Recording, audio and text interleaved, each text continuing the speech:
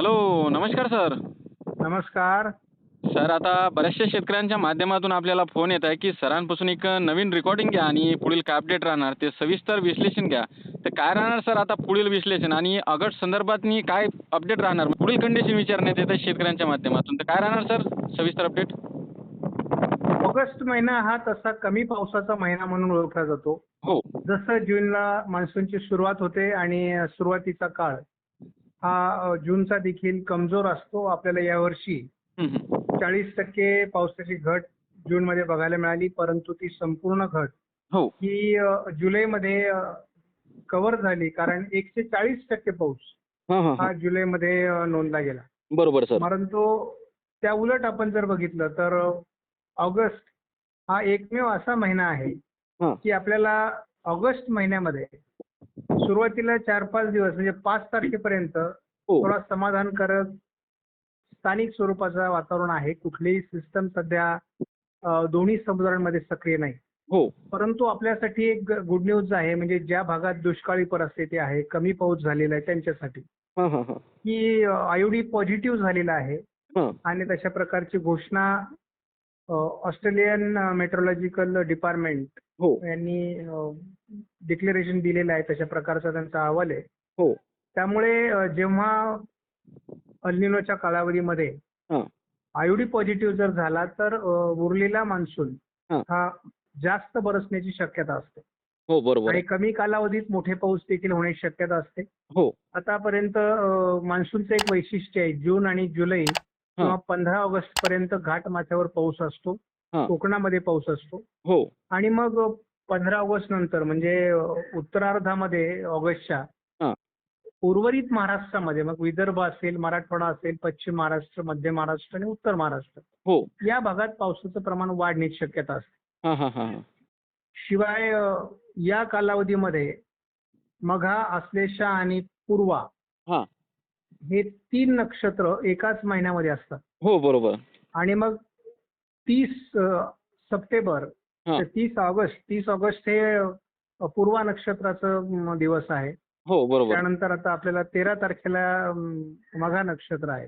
हां. तर मघा नक्षत्राचं वैशिष्ट्य असं आहे की त्या काळात ढग मोठे होतात, हो. वाऱ्याचं प्रमाण कमी होतं, हो. मोठे मोठे ढग आणि त्यातून मग आपल्याला मोठ्या स्वरूपाच्या मोठ्या थेंबाचा पाऊस अपेक्षित असतो. बरोबर. त्यानंतर 30 तारखेपासून मग साधारण 28-29 आपण जर रक्षाबंधन आणि नारळी पौर्णिमा हां, हां, हा हां. कालावधी बघितला तर मग नारळी पौर्णिमेनंतर कोळी बांधव हो. हे समुद्रामध्ये नारळ सोडतात आणि नंतर त्यांची बोटी उतरवतात. हो. म्हणजे याचा अर्थ वाऱ्याचा वेग हा समुद्रातला कमी होतो हो. आणि समुद्रातील पाऊसमान कमी होतं. हो. त्यामुळे नारळी पौर्णिमेला वेगळं महत्व आहे. हां, हां, हां. आणि त्यानंतर दुसऱ्याच दिवशी पूर्वा नक्षत्र म्हणजेच पूर्वेकडून पावसाला सुरुवात होते बरोबर. आणि पूर्वेकडून पावसाला जशी सुरुवात होते त्याच वेळेनंतर हां. मान्सून पूर्व पावसासाठीचे संकेत येऊ लागतात. हां, हां, हां, हां. त्याच्यामुळे आपल्याला नेहमी प्रत्येक वर्षी ऑगस्टच्या पहिल्या 15 दिवसामध्ये सामान्य पाऊसमान असतं, हो. परंतु ऑगस्टच्या उत्तरार्धामध्ये मोठे पाऊस होण्याची शक्यता असते. हां, हां, हां. यावर्षी मात्र एक सिस्टम विदर्भाच्या दिशेने येताना दिसते.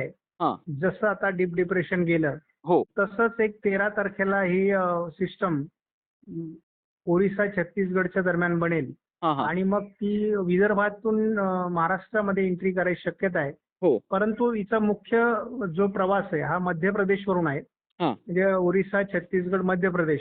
हां. परंतु त्याचा जो कल आहे तो महाराष्ट्रावर जास्त आहे हो. आणि त्यामुळे मग विदर्भ, मराठवाडा, उत्तर भाग आणि उत्तर महाराष्ट्र हां. या ठिकाणी पुन्हा एकदा मोठे पाऊस पूरपरिस्थिती निर्माण करतील हां, हां, हां, हां. अशी एक शक्यता आहे.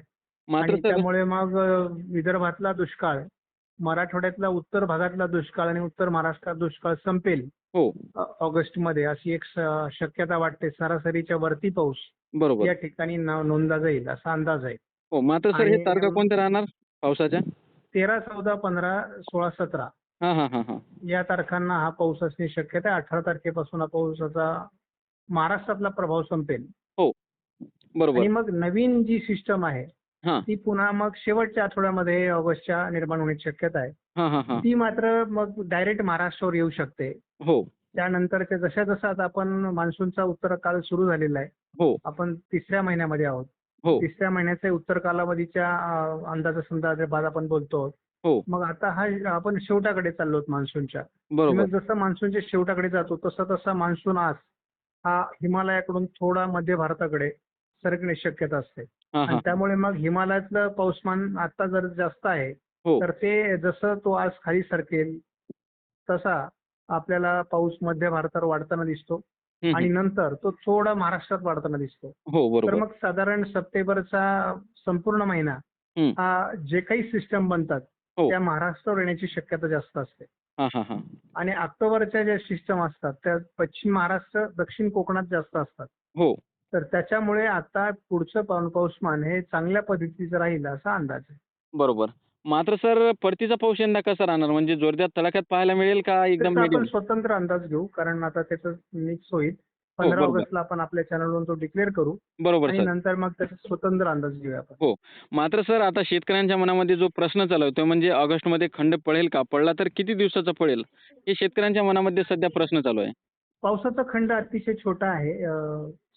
7 तारखेपासून हां, हां. तर 12 तारखेपर्यंत एक छोटा खंड आहे. हो. 5-6 दिवसाचा आणि तेवढा तो अपेक्षित असतो. हो, बरोबर. त्यानंतर मग 18 तारखेपासून तर 22 तारखेपर्यंत एक खंड राहील हां, हां, हां.